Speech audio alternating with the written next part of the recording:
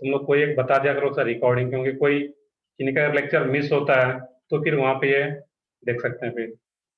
अब यहाँ पे क्या होता है, EN जो रहा था इस केस में, तो वो जो यहाँ पे बहुत सारे बुक में वो भी फार्मूला लिखा हुआ है कि +2 इंटू कोऑर्डिनेशन नंबर, बट वो बहुत सारे केस रहते हैं जिसमें को वैलिड नहीं हो पाता, तो उसको लिखने की जरूरत नहीं उस टाइप से। तो यहाँ पे क्या आ जाएगा, EN 28 + 8, ये भी क्या आ जाएगा यहाँ पे 36।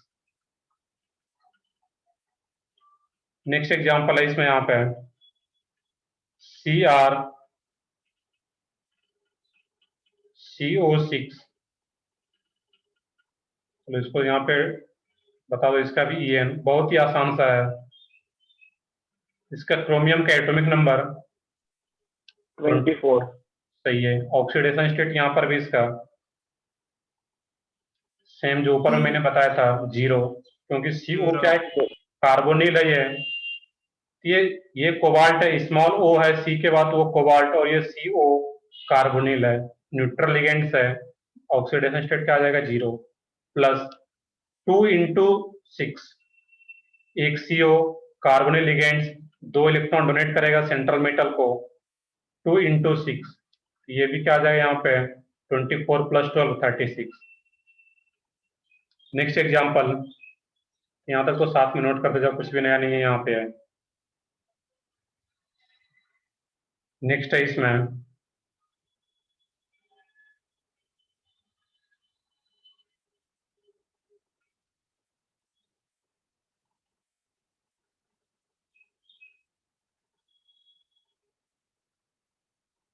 तो नोट डाउन कर लिया होगा यहाँ तक, मुझे देखते हैं आगे फिर यहाँ पे। अब एक ये कॉम्प्लेक्स आ जाए यहाँ पे CO EN थ्राइस Cl3, इसका इफेक्टिव एटॉमिक नंबर बताना EAN, सोचो क्या रहेगा वहां पे। नेक्स्ट हो इसमें K2PtCl6,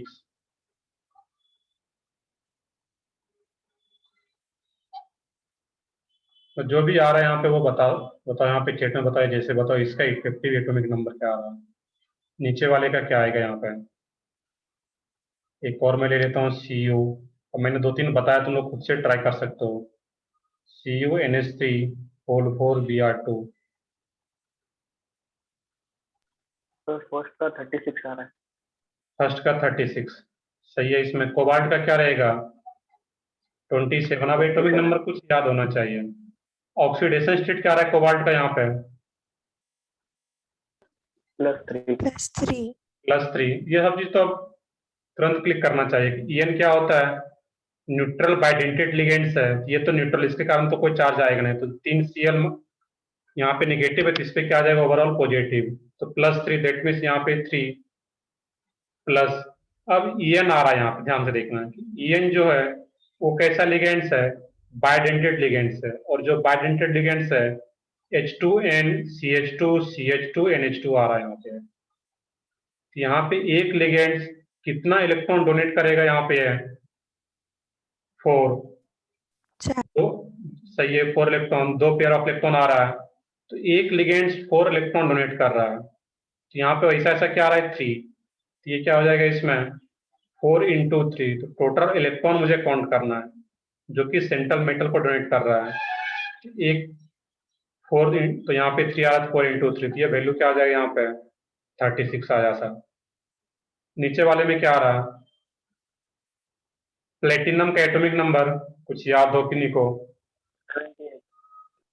78, प्लेटिनम का एटॉमिक नंबर 78, जो भी सेंट्रल मेटल है उसका atomic number minus oxidation state. Oxidation state क्या आ रहा है प्लेटिनम का यहाँ पे +4 +4, यहाँ पे पोटासियम भी आ रहा है, और ये यहाँ पे +2 नहीं रहेगा, ये क्या रहेगा +4, K2PtCl6 है, तो यहाँ पे क्या रहेगा +4, तो यहाँ पे क्या लिख लोगे 4 प्लस। अब यहाँ पे लिगेंड्स क्या आ रहा है यहाँ पे Cl, एक लिगेंड्स 2 इलेक्ट्रॉन पे डोनेट करेगा, Cl माइनस है यहाँ पे, तो 2 इंटू 6, अब देखो ये कितना आ रहा है यहाँ पे 78 4 74 और ये फिर ये क्या आ जाएगा 86। और 86 किसका एटॉमिक नंबर होता है, मतलब कौन सा एलिमेंट होता है, रेडॉन। रेड अभी मैंने पीछे बताया हुआ था। तो ये भी नोबल गैस कॉन्फ़िगरेशन का जो एटॉमिक नंबर है उसको अटेंड कर ले रहा है। दैट मीन्स ये भी ईएन रूल को फॉलो कर रहा है यहाँ पे। लास्ट वाले एग्जांपल का कितना आ रहा है ईएन, सोचो यहाँ पे। कॉपर का बता सकते हो जो भी आ रहा है यहाँ पे। ये कॉपर का कितना रहेगा एटॉमिक नंबर 29। ऑक्सीडेशन स्टेट क्या आ रहा है यहाँ का कॉपर का +2 +2। सही है, सब लोगों को आना चाहिए। NH3 तो न्यूट्रल लिगेंड्स है तो Br2 है, दैट मीन्स 2Br माइनस, यहाँ पे ओवरऑल +2 चार्ज आ जाएगा प्लस। अब यहाँ पे क्या आ रहा है CH3, ये सॉरी NH3 4 टाइम्स आ रहा है, और NH3 अगर 4 टाइम्स आ रहा है तो एक NH3 2 इलेक्ट्रॉन डोनेट करेगा, पेयर ऑफ इलेक्ट्रॉन। सही है, इसमें तो ये क्या रहेगा 35 ही आएगा। यहाँ देख लेते हैं यहाँ पे क्या होगा 2 × 4, तो ये क्या आ रहा है इस केस में यहाँ पे 27 + 8 35। तो ये इफेक्टिव एटॉमिक नंबर जो था EN 36 नहीं आ पा रहा है। दैट मीन्स ये जो यहाँ पे आ रहा है ये इफेक्टिव एटॉमिक नंबर का जो रूल है उसको फॉलो नहीं कर रहा है। ऐसा नहीं कि यहाँ पे सब कुछ फॉलो ही करेगा, जितना भी कॉम्प्लेक्स है वो कुछ लिमिटेशंस है, उसको देखेंगे आगे, पॉइंट वाइज लिखेंगे। ये क्या होगा EN रूल को फॉलो नहीं कर रहा है, नॉट फॉलोड EN रूल। अब कुछ पॉइंट्स है, इसको यहाँ पे मैं नोट करता हूँ इस केस में। देखिए क्या आता है यहाँ पे NO during the calculation of effective atomic number. NO point यहाँ पे लिख लो इस टाइप से, NO nitrosyl, NO behave as NO behave as 3 electron donor, 3 electron donor. देखते हैं यहाँ पे, वैसे भी कुछ याद हो तो NO कैसा स्पीसीज होता है, वो पढ़े होंगे odd electron molecule chemical bonding में। NO जो होता है एक ऑड इलेक्ट्रॉन मॉलिक्यूल आएगा, एग्जांपल देखते हैं अभी यहाँ पे डिटेल में अभी। तो ये सब कुछ लिमिट, एक अलग सा पॉइंट, इसको याद रखोगे तभी एग्जाम में फिर EN कैलकुलेट हो पाएगा correctly. NO behave as 3 electron donor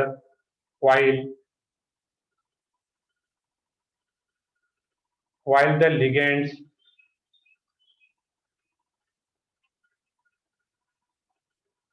C5H5 minus and C6H6, C5H5 minus and C6H6 behave as 6 electron donor. अब यहाँ देखना कि ये जो C5H5 या C6H6 है, ये 6 इलेक्ट्रॉन डोनर क्यों रहा था। और NO की पहले बात करें तो NO का स्ट्रक्चर क्या दिखा होगा यहाँ पे, N डबल बॉन्ड O, इस टाइप से आ रहा है। नाइट्रोजन के पास कितना इलेक्ट्रॉन बचा, तो नाइट्रोजन का इलेक्ट्रॉन 5 में से 2 इलेक्ट्रॉन बॉन्डिंग में पार्टिसिपेट कर लिया, तो बचा कितना नाइट्रोजन के पास 3 इलेक्ट्रॉन। तो जो NO होता है, जो नाइट्रोसिल ग्रुप है, वो 3 इलेक्ट्रॉन डोनेट करता है सेंट्रल मेटल को। ये कैलकुलेशन में याद रखना है। अब C5H5 या C6H6, तो C6H दैट मींस बेंजीन आ रहा है यहाँ पे। तो बेंजीन 6 इलेक्ट्रॉन डोनर क्यों होता है यहाँ पे, क्योंकि बेंजीन के पास पाई इलेक्ट्रॉन कितना है 6। एरोमेटिसिटी में ऑर्गेनिक का कंसेप्ट यूज करो यहाँ पे। और C5H5 ये भी क्या यहाँ पे नेगेटिव चार्ज, तो यहाँ भी पाई इलेक्ट्रॉन कितना आ रहा है इस केस में यहाँ पर 6। डेट मीन्स ये जो रहता है यहाँ पे ऑर्गेनिक ये लिगेंड सो C6H6 C5H5 माइनस, तो इस टाइप से आएगा 6, जबकि NO में क्या रहेगा इस केस में 3 इलेक्ट्रॉन डोनर। अब एग्जांपल मैं यहीं पे अगर ले लूँ एक, यहाँ पे एग्जांपल यहाँ पे CrNO4, इसका इफेक्टिव एटॉमिक नंबर बताना है। बताओ इसका क्या रहा है यहाँ पे सोच के। क्रोमियम का atomic number 24, oxidation state chromium का क्या रहेगा यहाँ पे, बताओ कोई एक। +4 नहीं, 0 NO। NO क्या, नाइट्रोसिल। मैं यहाँ पे बता भी रहा हूँ कि NO क्या आ रहा है यहाँ पे, नाइट्रोसिल। वो भी क्या है, न्यूट्रल लिगेंड्स है।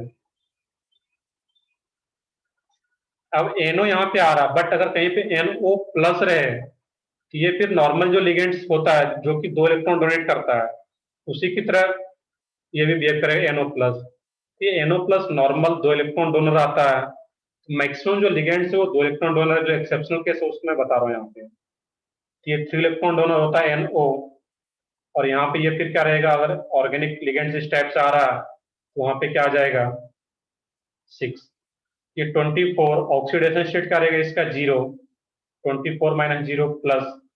अब जो NO आ रहा है यहाँ पे, सही है सब लोगों का आंसर। अब NO जो रहेगा,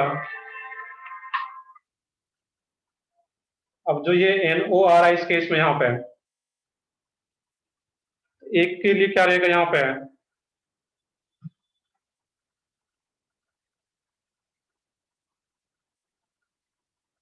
देखोगे इसमें। अब यहाँ पे देखना इस केस में 24 माइनस 0 प्लस 3 इंटू 4। तो यहाँ पे जनरली बच्चे कंफ्यूज होते हैं, तो सर ये 3 कहाँ से आ गया, तो ये अलग से याद रखना पड़ेगा। ये 3 इलेक्ट्रॉन है यहाँ पे, इसको बोला जा रहा है इस केस में 24 माइनस 0 प्लस 3 इंटू 4। तो ये क्या आ जाएगा ओवरऑल यहाँ पे 36।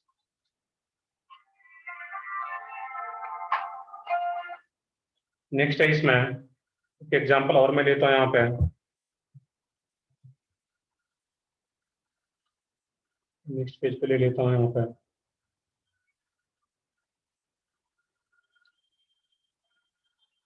MnCO होल 5, इसका इफेक्टिव एटॉमिक नंबर बताना है यहाँ पे। इसका बताओ क्या रहेगा।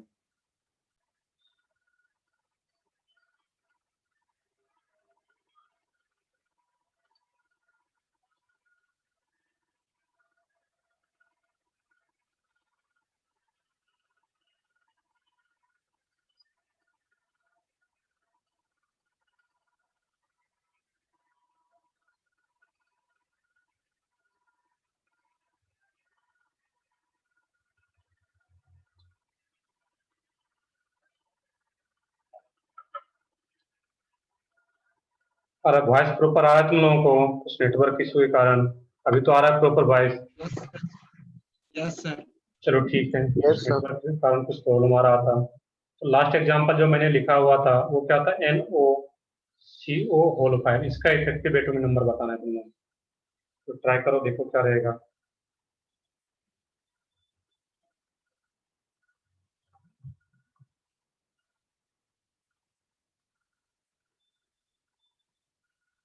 Mn का एटॉमिक नंबर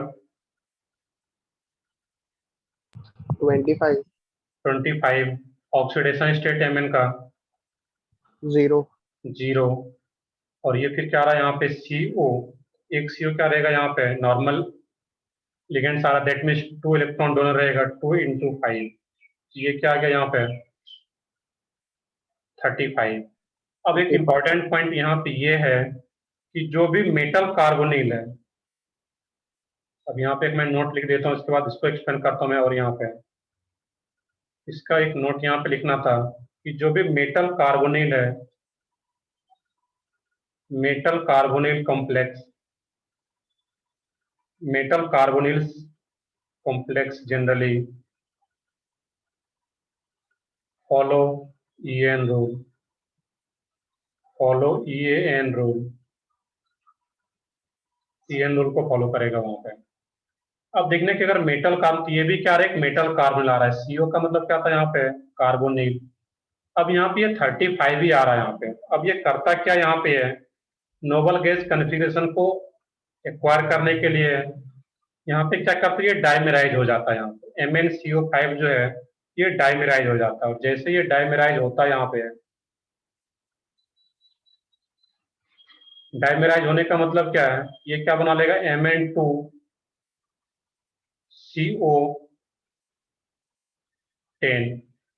अब यहाँ पे Mn2CO10 का यहाँ पे बताना है कि इसमें EN क्या आएगा यहाँ पे। जब इसका EN निकालोगे, यहाँ पे इसका कुछ एक स्ट्रक्चर में ड्रॉ कर देता हूँ, इसको ध्यान से देखोगे।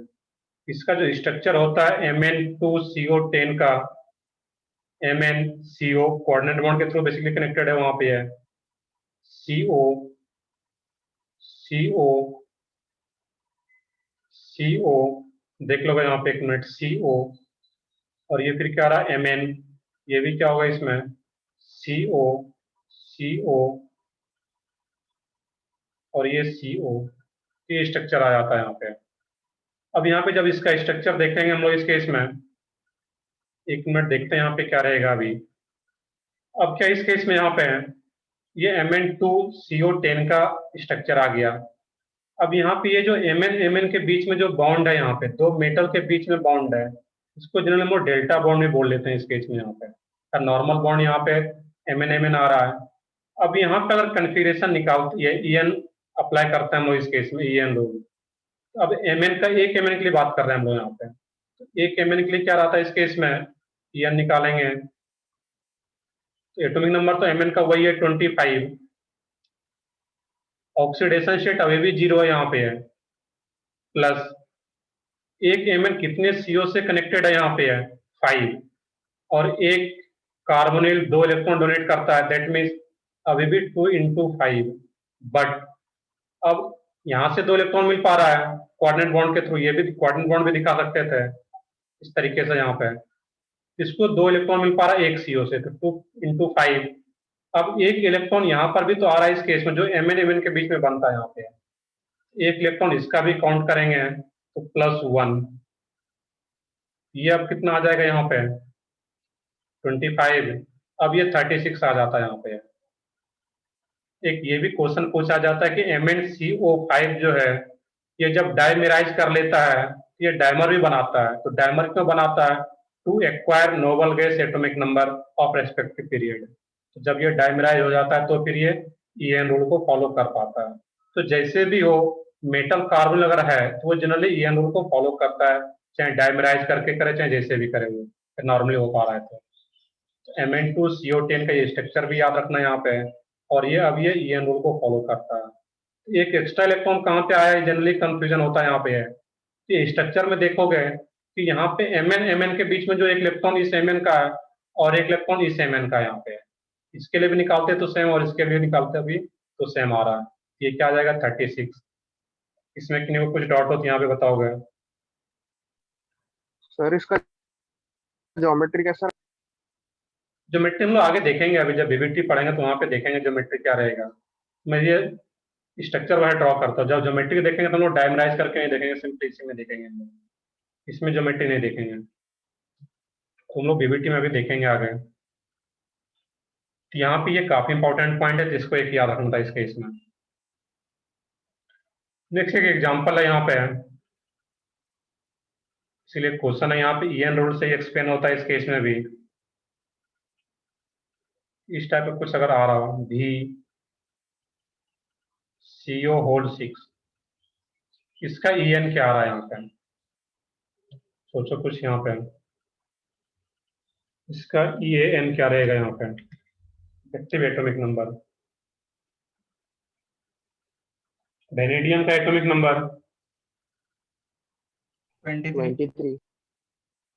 23। सही है, तो निकालो अब इसका एक्टिव एटॉमिक नंबर क्या आ रहा है 23, ऑक्सीडेशन स्टेट 25 आ रहा है सर। और CO, एक CO का क्या रहेगा इसमें 2 into 6 35। अब हाँ, अब देखोगे यहाँ पे एक क्वेश्चन इस टाइप से भी पूछा जाता है, ये 35 ही आ रहा है यहाँ पे, तो 35 अगर आ रहा है तो ये अगर 36 लाना है, नोबल गैस कॉन्फ़िगरेशन का एटॉमिक नंबर अगर अटेंड करना है इसको, तो ये क्या करे यहाँ पे जो कि 36 हो जाए, एक इलेक्ट्रॉन गेन करेगा ये। नॉर्मली अगर सोचो 35 है, 36 अगर इसको यहाँ पे पहुंचना है तो एक इलेक्ट्रॉन गेन करेगा। देखते हैं उस पॉइंट पे आते हैं, वही मैं बताना चाह रहा हूँ।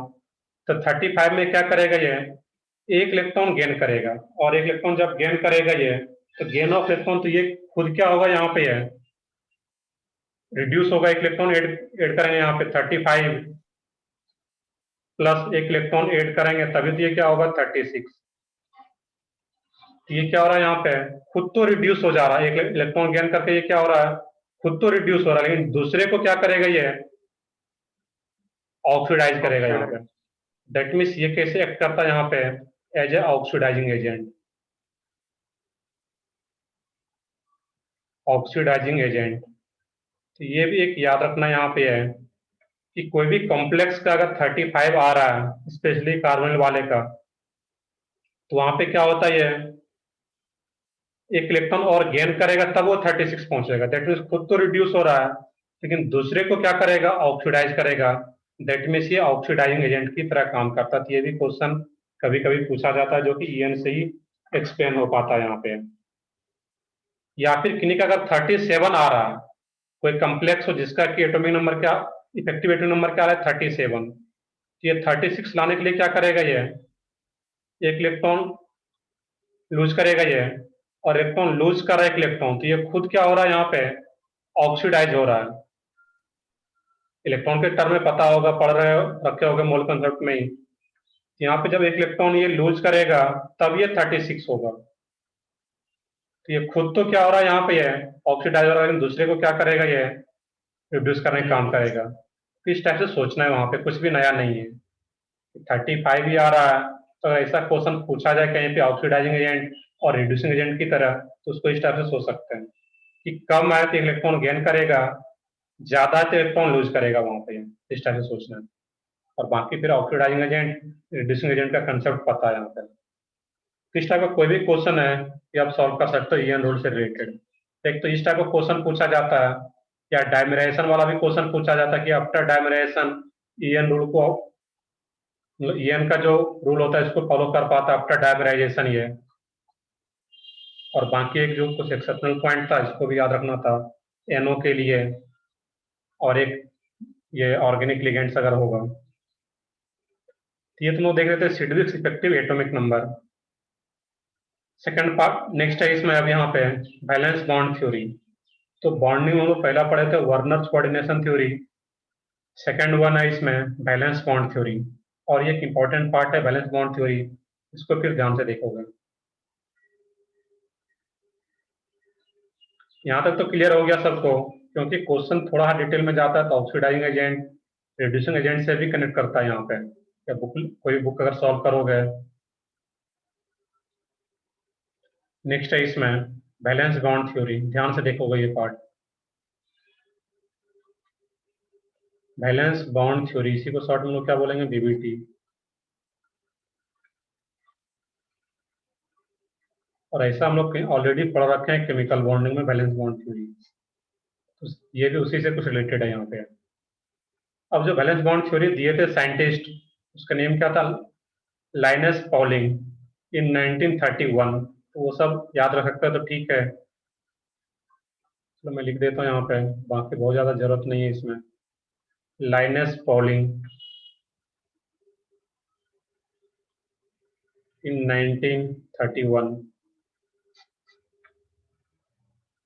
अब ये कोऑर्डिनेशन, ये वर्नर्स कोऑर्डिनेशन थ्योरी फेल हो गया था, उसके बाद ये बैलेंस बॉन्ड थ्योरी आया। इसमें कुछ पॉस्टुलेट्स है, कुछ पॉइंट्स हैं, उसको पहले मैं लिख देता हूँ, 2-3 पॉइंट्स, उसके बाद इसको भी हम लोग समझेंगे डिटेल में ये होता है क्या है।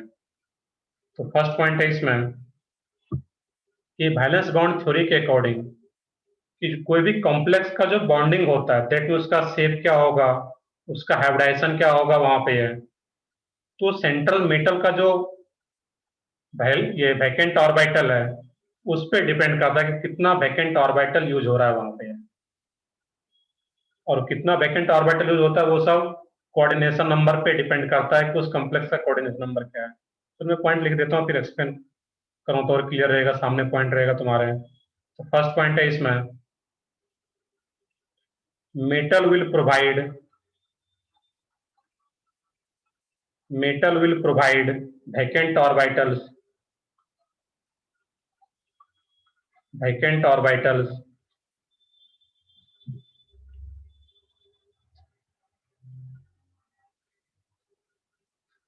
metal will provide vacant orbitals depending on its coordination number, and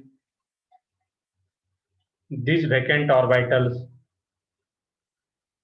these vacant orbitals, and these vacant orbitals will be hybridized. Will be hybridized. First point है. Second point, hybridized vacant orbital of metal. Hybridized vacant orbitals of metal.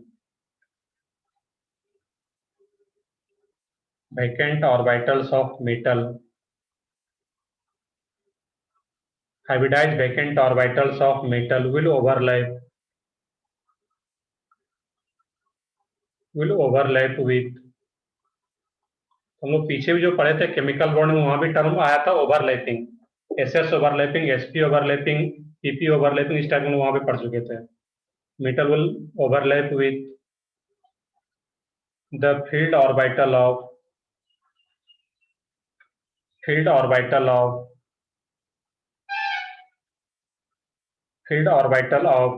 ligands.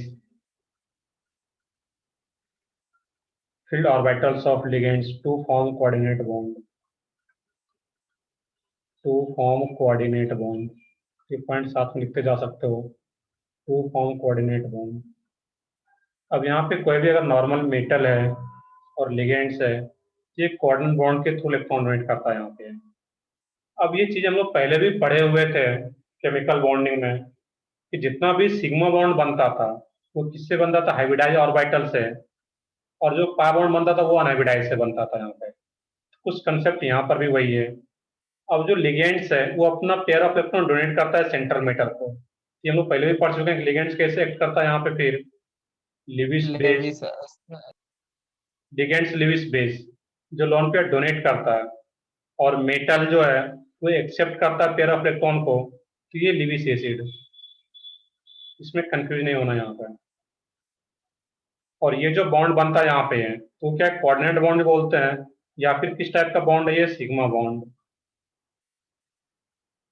Special type covalent bond का special type होता है ये coordinate bond. ये क्या है? Sigma bond आ रहा है यहाँ पे. यहाँ पे करता क्या है कि ओवरलैपिंग के बाद ये बॉन्ड बनता है. एग्जैक्ट देखेंगे हम लोग अभी एग्जांपल में कैसे रहता है यहाँ पे.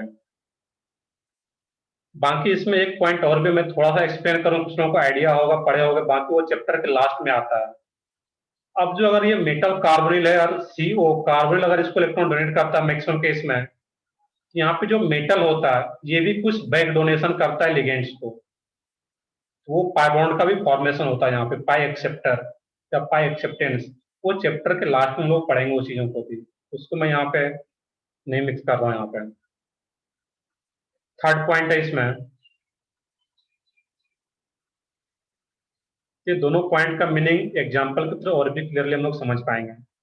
थर्ड पॉइंट है the type of hybridization of metal. The type of hybridization of metal. The type of hybridization of metal.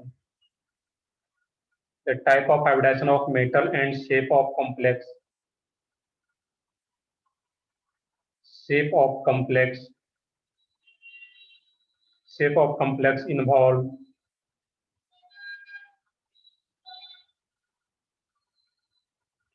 Can be decided. Can be decided easily if some properties of complex, if some properties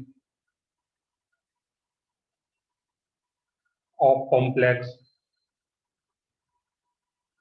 if some properties of complex are given. some properties बोलने का मतलब क्या है कि जो भी वहां पे, उसको भी नीचे लिख सकते हो तुम या ब्रैकेट में, some properties of complex are given. कुछ प्रॉपर्टी उसका कॉम्प्लेक्स का गिवन होगा तो फिर उसका हम लोग हाइब्रिडाइजेशन एंड ज्योमेट्री निकाल पाएंगे क्या रहेगा वहां पे. सम प्रॉपर्टीज में क्या आ जाएगा वहां पे, उसका मैग्नेटिक मूवमेंट गिवन हो या मैग्नेटिक नेचर गिवन हो, वहां पे मैग्नेटिक नेचर गिवन हो, डायमैग्नेटिक या पैरामैग्नेटिक गिवन है वहां पे, या ज्योमेट्री गिवन हो, कुछ वहां पे गिवन हो उस टाइप से. अब यहाँ पे देखो क्लियर लास्ट पॉइंट का मीनिंग क्या है, यहाँ पे ध्यान से सुन लोगे कि VBT के अकॉर्डिंग किसी भी कॉम्प्लेक्स का हाइब्रिडाइजेशन एंड ज्योमेट्री डिसाइड करने के लिए उस कॉम्प्लेक्स का कुछ प्रॉपर्टीज गिवन होना नेसेसरी है, लाइक मैग्नेटिक नेचर या ज्योमेट्री पहले से गिवन, तो हाइब्रिडाइजेशन बता पाएंगे वहां पे है, या फिर बॉन्डिंग उसका किस टाइप से, कुछ प्रॉपर्टीज गिवन होगा वहां पे, आर गिवन वहां पे गिवन होगा, तभी हम लोग बता पाएंगे उसका हाइब्रिडाइजेशन और से। बट ये आगे जाकर के ये चीजें फिर नहीं रह जाता है, जैसे हम लोग सीएफटी पढ़ लेंगे फिर वहां पे, तो सीएफटी के बाद किसी कॉम्प्लेक्स का हाइब्रिडाइजेशन एंड ज्योमेट्री निकालने के लिए उस कंपाउंड का कोई प्रॉपर्टीज गिवन होना नेसेसरी नहीं है वहां पे अब पता चल जाता है कि कौन सा लिगेंड स्ट्रॉन्ग है, कौन सा वीक है, तो वो चीजें मुझे सीएफटी से पता चलता है, क्रिस्टल फील्ड थ्योरी से। तो लास्ट पॉइंट का मीनिंग यहाँ पे ये था कि वीबीटी के बेसिस पे ही अगर निकालना हो मुझे, तो वो क्या होगा, वहां पे कुछ प्रॉपर्टीज गिवन होगा। बट जब सीएफटी पढ़ लेते हैं तो वहां पे पता चल जाता कि कौन सा लिगेंड्स वीक है, कौन सा स्ट्रॉन्ग है, तो फिर हम लोग इजिली फिर कॉम्प्लेक्स का बिना कोई प्रॉपर्टीज गिवन भी हाइब्रिडाइजेशन और ज्योमेट्री निकाल सकते हैं वहां पे। बट वीबीटी के अकॉर्डिंग निकालने के लिए कुछ प्रॉपर्टीज गिवन होना चाहिए, ये इसका लिमिटेशंस भी बोल सकते हैं यहाँ पे। ये कुछ दो तीन इंपॉर्टेंट पॉइंट है यहाँ पे, और ये दोनों पॉइंट अभी एग्जांपल में समझेंगे अभी डिटेल में हम लोग। नेक्स्ट है इसमें यहाँ पे, अब यहाँ पे कुछ मैं एक टेबल बना देता हूँ इस केस में यहाँ पे। अब इस टेबल में देखना रहेगा, देखोगे यहाँ पे ध्यान से, कि coordination number of metal, coordination number of metal, type of hybridization, type of hybridization, और नेक्स्ट है इसमें shape of complex, shape of complex,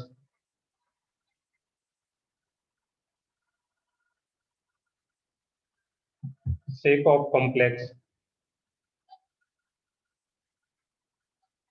और type of d orbital involve, type of d orbitals involve. अब यहाँ पे देखना कि किसी कॉम्प्लेक्स का कोऑर्डिनेशन नंबर ऑफ मेटल जो आ रहा है यहाँ पे, कोऑर्डिनेशन नंबर क्या और 2 आ रहा है, तो कोऑर्डिनेशन नंबर 2, तो उसका हाइब्रिडाइजेशन क्या होगा यहाँ पे, एसपी, जो कि हम लोग पहले भी लिखे थे बॉन्डिंग में। शेप क्या रहेगा इसका कॉम्प्लेक्स का, खुद से बताओ यहाँ पे, लीनियर।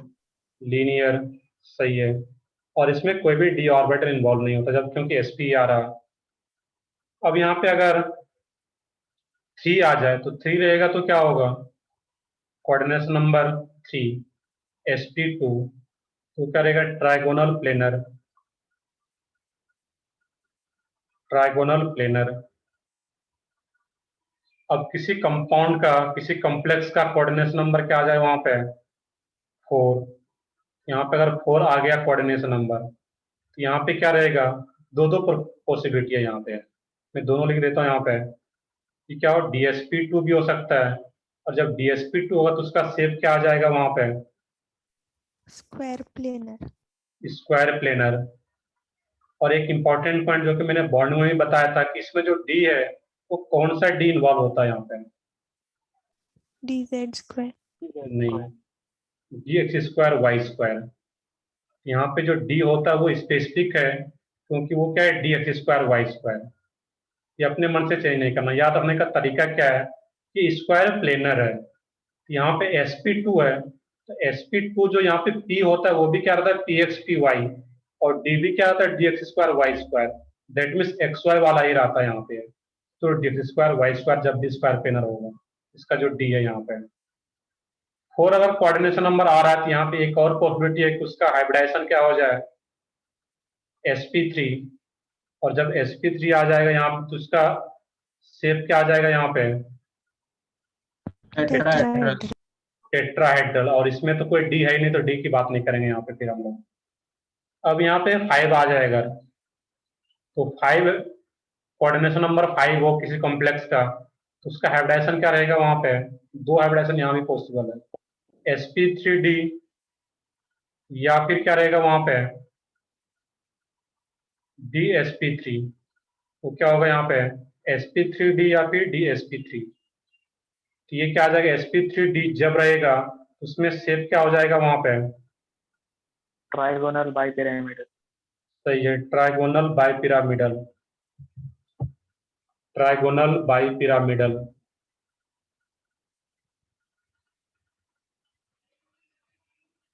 और इसमें जो डी है ये कौन सा डी रहता है यहाँ पे, DZ square. DZ square. dz square, ये कई बार आया हुआ है, तो ये dz स्क्वायर आता है, sp3d का d dz स्क्वायर।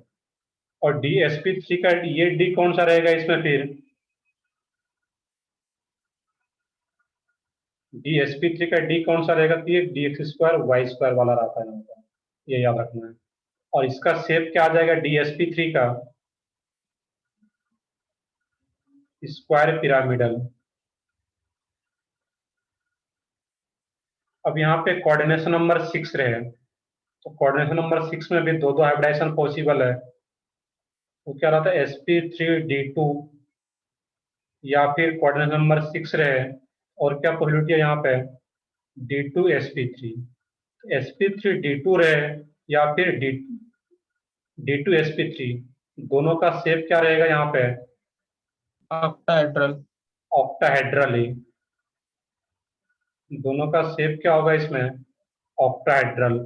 और d ऑर्बिटल कौन सा इन्वॉल्व रहेगा यहाँ पे, DX square Y square and DZ square.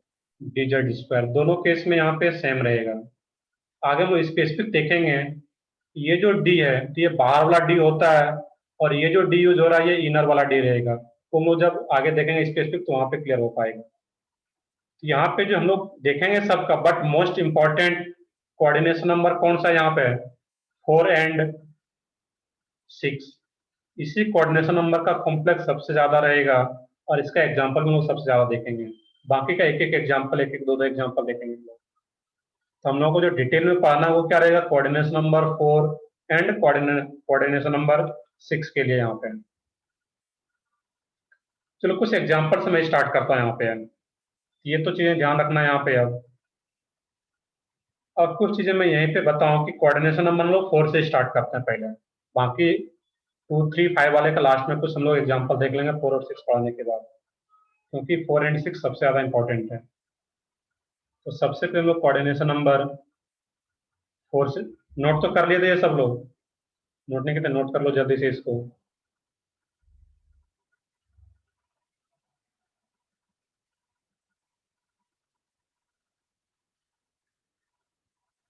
तो देखते हैं यहाँ पे, ये डी काफी इंपॉर्टेंट है। डायरेक्टली ये सिंपल सा क्वेश्चन आता है कि ये डी क्या रहता है dsp2 में, sp3d में डी क्या रहता है यहाँ पे, और डी sp3d2 में कौन कौन सा डी। ये डी स्पेसिफिक रहता है, अपने मन से चेंज नहीं करना है। ये D square X square Y square और dz स्क्वायर ही आता है यहाँ पे। चलो हम स्टार्ट करते हैं कोऑर्डिनेशन नंबर 4 से।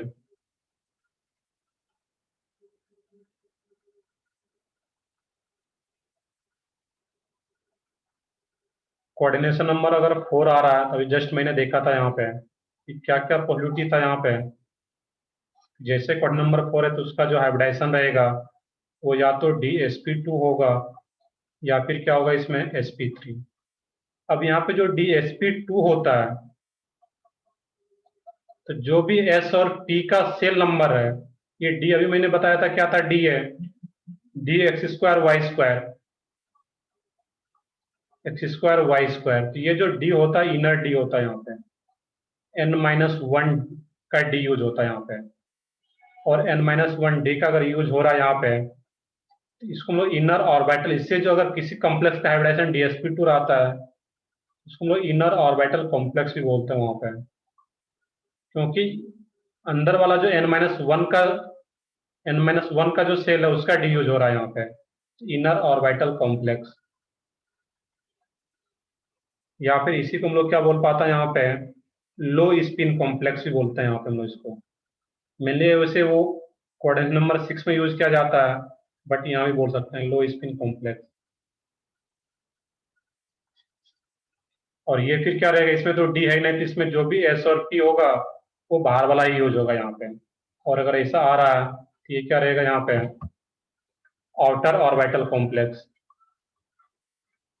Outer orbital complex. या फिर इसी को क्या बोलेंगे हम लोग यहाँ पे, हाई स्पिन कॉम्प्लेक्स। बाकी हाइब्रिडाइजेशन इसका ये ज्योमेट्री क्या रहेगा तो मैंने ऑलरेडी बता रखा है पीछे। अब एक एग्जांपल ध्यान से देखोगे यहाँ पे NiCN4 और यहाँ पे जो 4 आता है ये 2-। तो यहाँ पे हम अब देखो यहाँ पे VBT के अकॉर्डिंग देख रहे हैं, तो VBT के अकॉर्डिंग क्वेश्चन में गिवन है it is a diamagnetic complex, it is a diamagnetic.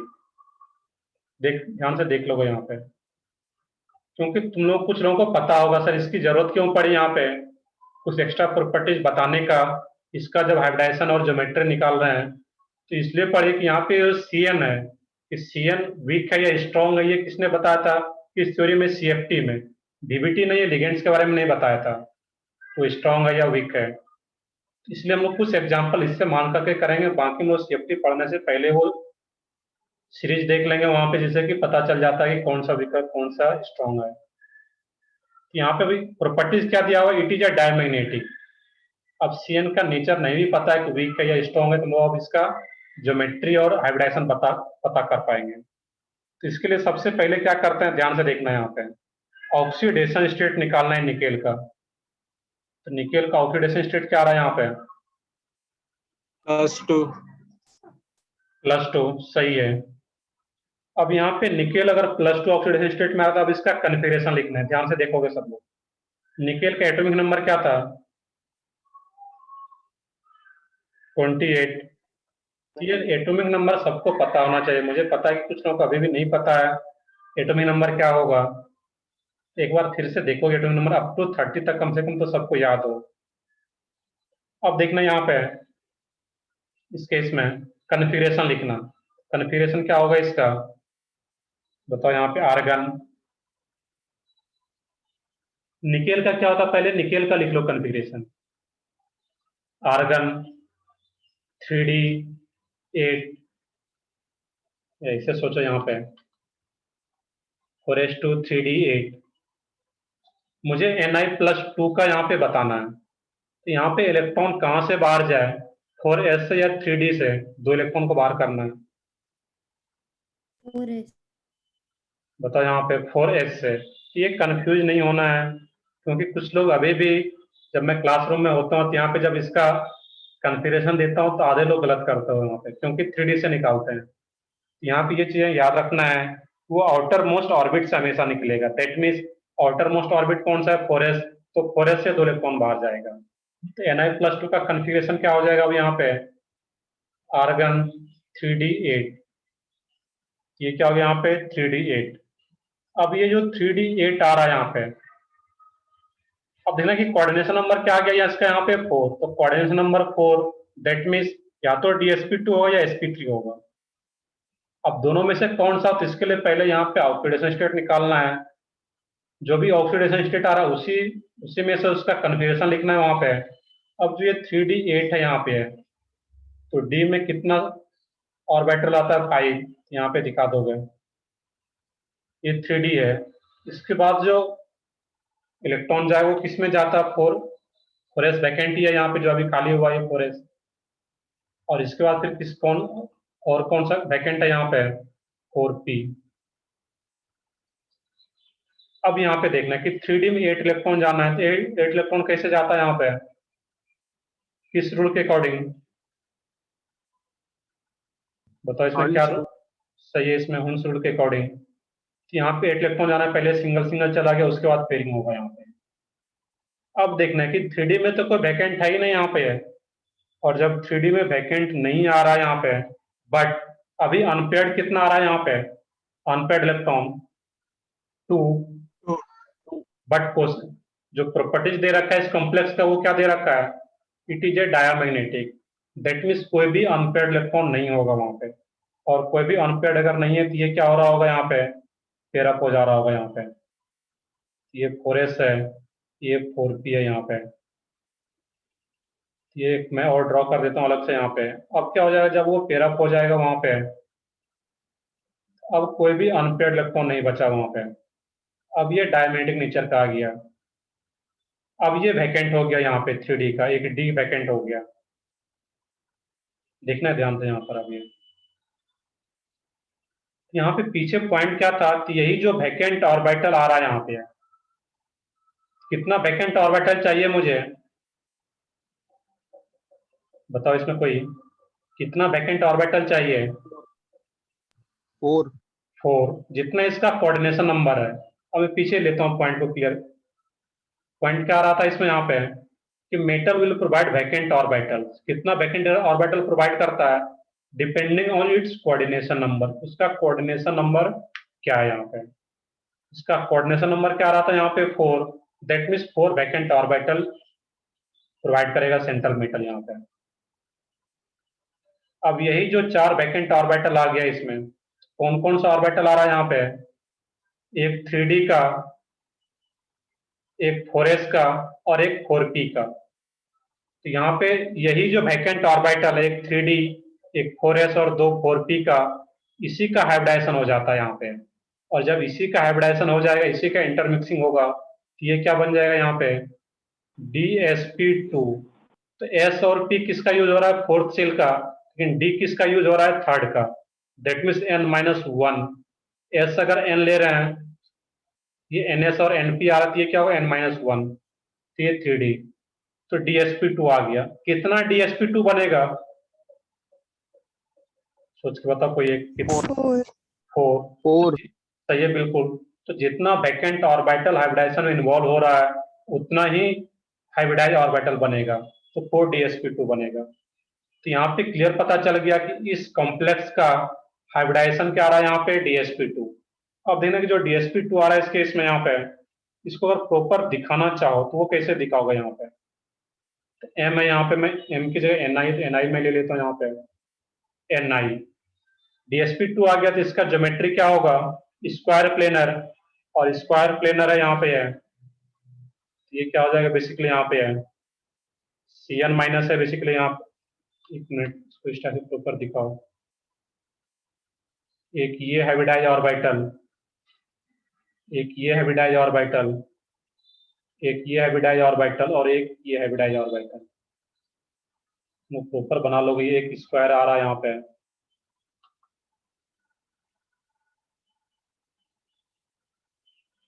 ये क्या रहा है, स्क्वायर प्लेनर। ये जो हाइब्रिडाइज ऑर्बिटल है सेंट्रल मेटल का, एंड जो लिगेंड्स का ऑर्बिटल होगा, जो फील्ड ऑर्बिटल होगा, उसके बीच में जो ओवरलैपिंग होगा यहाँ पे, क्योंकि Cn माइनस आ रहा है, ये अपना इलेक्ट्रॉन डोनेट कर रहा होगा, इसका जो ऑर्बिटल होगा यहाँ पे उसके साथ Cn माइनस, इसके कॉर्नर पे Cn माइनस, Cn माइनस और ये Cn माइनस।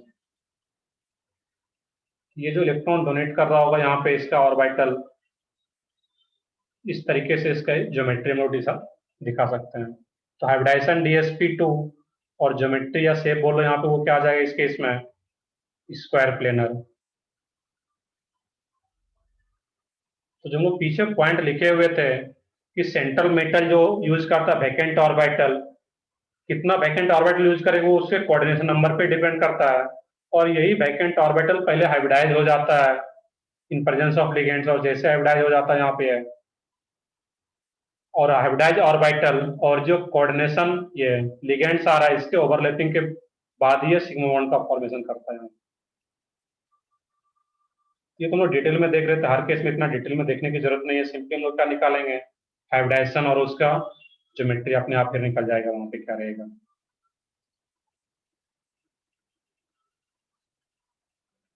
मैं बताया यहाँ पे है कि यहाँ पे मैं VBT के अकॉर्डिंग मुझे अभी CFT कुछ भी नहीं पता है। तो जो Cn है, जो लोग बता रहे हो, पूछ रहे हो कि सर डायमीटर अगर नहीं होगा तो इसका नहीं निकाल सकते हैं, बिल्कुल निकाल सकते हैं। CFT पढ़ने के बाद अब ये पता चल जाता है कि साइनाइड किस टाइप का लिगेंड है, वीक या स्ट्रॉन्ग, पेयरिंग होगा या नहीं होगा। यहाँ पे पेयरिंग हम लोग CFT के बेसिस पे नहीं करा रहे हैं, यहाँ पे डायमैग्नेटिक नेचर कॉम्प्लेक्स का ही गिवन दिया हुआ प्रॉपर्टी, अनपेयर्ड इलेक्ट्रॉन 0 हो वहां पे तभी वो डायमैग्नेटिक होगा, तो इसलिए पेयरिंग करा रहे हैं यहाँ पे कि अनपेयर्ड इलेक्ट्रॉन क्या हो जाए, 0 हो जाए। बाकी जब CFT का हम लोग देख लेंगे वहां पे, तो फिर ये अपने आप पता चले, कुछ एक्स्ट्रा प्रॉपर्टीज गिवन जरूरत नहीं है वहां पे। चलो ठीक है, एक एग्जांपल और मैं लेता हूँ यहाँ पे, इस कॉम्प्लेक्स का हाइब्रिडाइजेशन क्या आ गया, DsP2 और ज्योमेट्री स्क्वायर प्लेनर।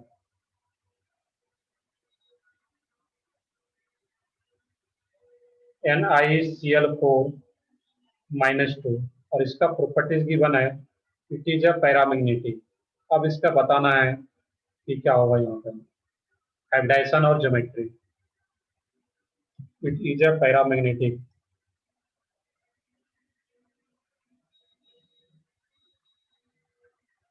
क्या होगा इस केस में? यहाँ पे सोचने का तरीका क्या है, कैसे प्रोसीड करो, कुछ में रटना नहीं है। देख लेते हैं, कुछ लोग आंसर बता रहे हैं यहाँ पे सही है। वही में 1 मिनट रुक जाओ यहाँ पे। मुझे एग्जाम में ये चीजें गिवन नहीं रहेगा, एग्जाम तक जाते जाते हम लोग CFT पढ़ चुके होंगे तो फिर वहां पे उसकी जरूरत नहीं है। नेक्स्ट क्लास में हम लोग CFT पढ़ लेंगे, फिर एग्जाम तक जाना ही नहीं है वो। नेक्स्ट क्लास में हम लोग पढ़ेंगे CFT, इसके बाद क्लियर हो जाएगा। इवन हम लोग 2 एग्जाम्पल के बाद ही मैं वो सीरीज लिख लूंगा जिससे कि पता चल जाए कि वो कौन सा वीक लिगेंड्स है और कौन सा स्ट्रॉन्ग। बट वो सीरीज कहाँ से आता है? CFT से। बस एक ये एग्जाम्पल देख लोगे यहाँ पे अभी NiCl4 -2। अब इसका प्रॉपर्टी दिया हुआ इट इज अ पैरामैग्नेटिक। अब यहाँ पे प्रोसीड कैसे करोगे? सबसे पहले इसका ऑक्सीडेशन स्टेट, निकेल का ऑक्सीडेशन स्टेट क्या आ रहा है यहाँ पे? +2 +2 ही रहेगा। कन्फिग्रेशन फिर तुम्हारा वही रहेगा इसमें Ar3D8 जो पीछे लिखे हुए थे। तो ऑक्सीडेशन स्टेट निकालना, कन्फिग्रेशन लिखना उस ऑक्सीडेशन स्टेट में ही सेंट्रल मेटल का। अब उसके बाद ये बॉक्स डायग्राम बनाना यहाँ पे। ये 3D आ रहा है यहाँ पे, तो हुंस रूल के अकॉर्डिंग इलेक्ट्रॉन फिलअप करेंगे यहाँ पे हम लोग। ये आ जाएगा इस टाइप से। ये क्या है? 3D, फिर 4s,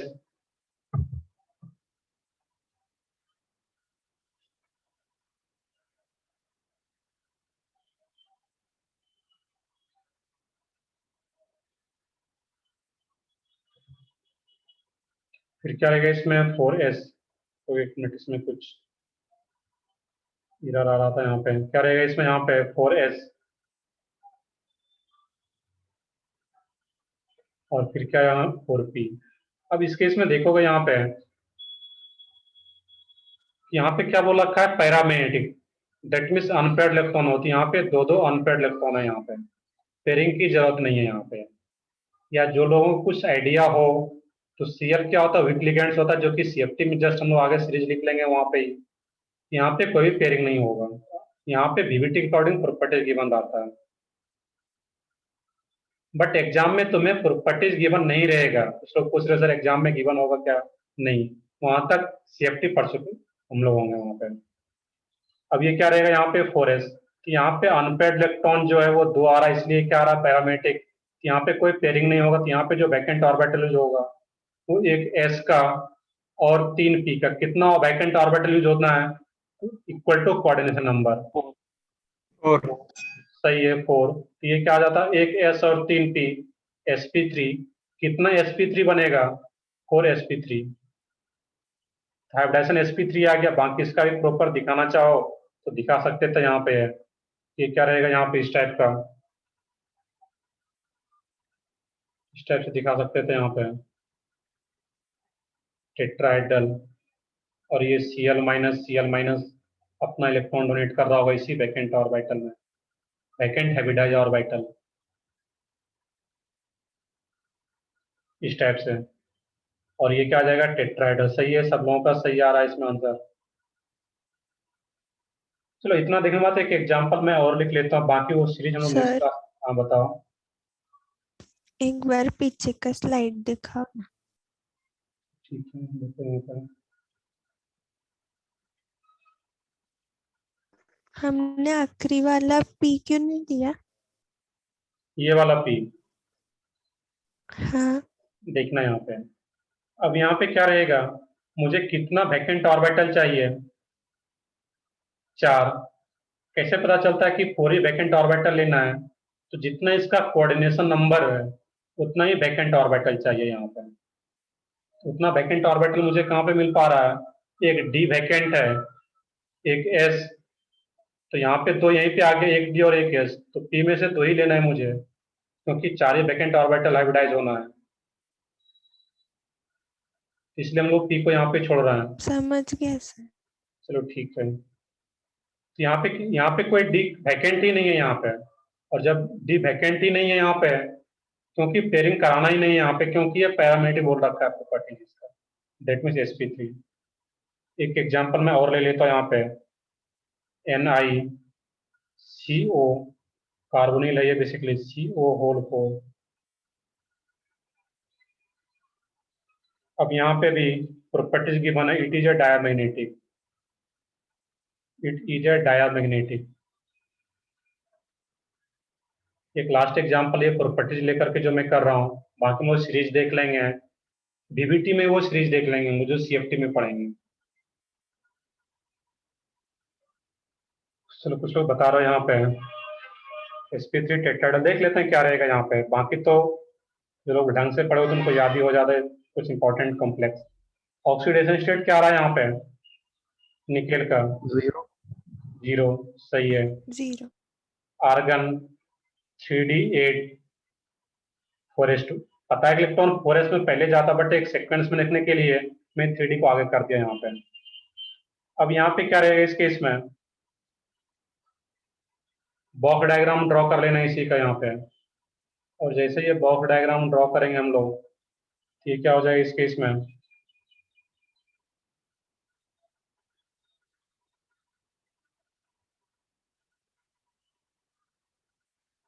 4s में भी 2 इलेक्ट्रॉन है यहाँ पे और 4p।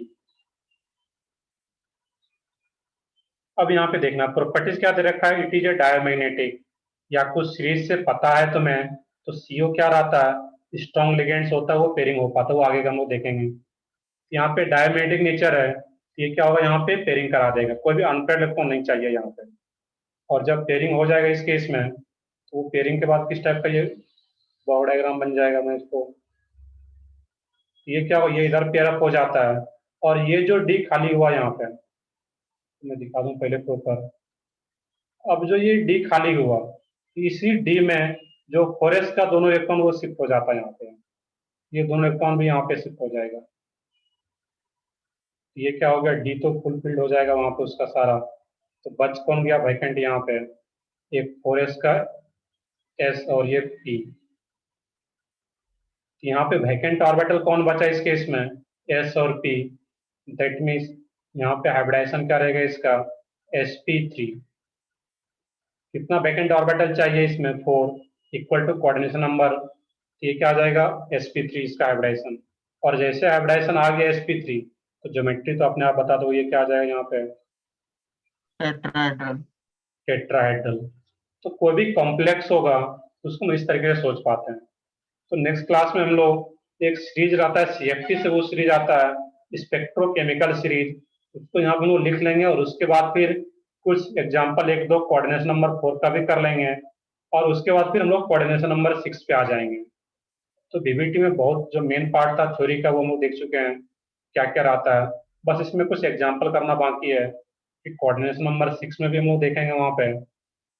और एक जो सीरीज रहता है जो कि CFT से आता है स्पेक्ट्रोकेमिकल सीरीज, तो वो भी हम लोग यहीं पे लिख लेंगे, जिससे कि पता चल पाता है उस सीरीज से क्या पता चलता है कि कौन सा लिगेंड्स वीक है और कौन सा स्ट्रॉन्ग लिगेंड्स है, कहाँ पे पेयरिंग होगा, कहाँ पे क्या होगा।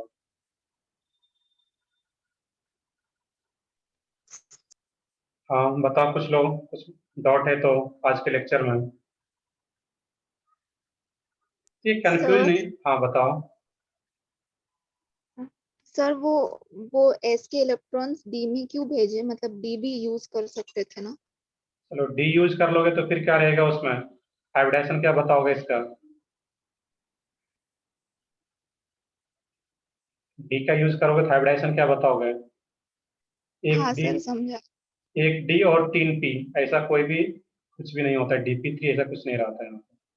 इसलिए मुझे एस को ये सिर्फ, CO बहुत ही स्ट्रॉन्ग लिगेंड्स होता है, इसके प्रेजेंस में इसका जो फॉरेस्ट इलेक्ट्रॉन ये भी शिफ्ट हो जाता है वहां पे। हाँ सर। तो ठीक है, देखो इसका PDF मैं इसका ये रिकॉर्डिंग भेज देता हूँ, क्योंकि PDF क्या होता है, PDF एक बार डिस्कनेक्ट हुआ था तो पूरा PDF बन नहीं पाया था। मैं इसका रिकॉर्डिंग वो 1 आध मिनट के लिए अगर डिस्कनेक्ट भी होता है तो रिकॉर्डिंग स्टार्टिंग से रह पाता है, तो अगर किसी को कुछ देखना हो, कुछ छूट गया हो तो वहां पर जाकर देख सकते हो। बाकी अगर PDF रिमेनिंग पार्ट का PDF चाहिए तो मैं भेज दूंगा फिर।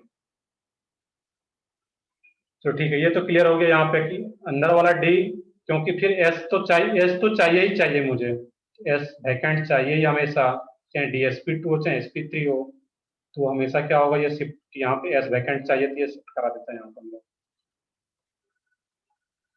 चलो ठीक है, फिर हम नेक्स्ट क्लास में कंटिन्यू करते हैं, कल ही लेक्चर है, तो कल BBT फिनिश भी हो जाए और CFT भी हम लोग कल ही स्टार्ट कर पाएंगे, तो सिर्फ एग्जाम्पल्स बचा हुआ है अभी यहाँ। चलो ठीक है, फिर मैं सेशन एंड करता हूँ, बाकी रिकॉर्डिंग पूरा स्टार्टिंग से है, मैं वहाँ पे डाल देता हूँ तो वो देख सकते हो तुम लोग। चलो ठीक है, फिर मैं सेशन एंड करता हूँ अभी।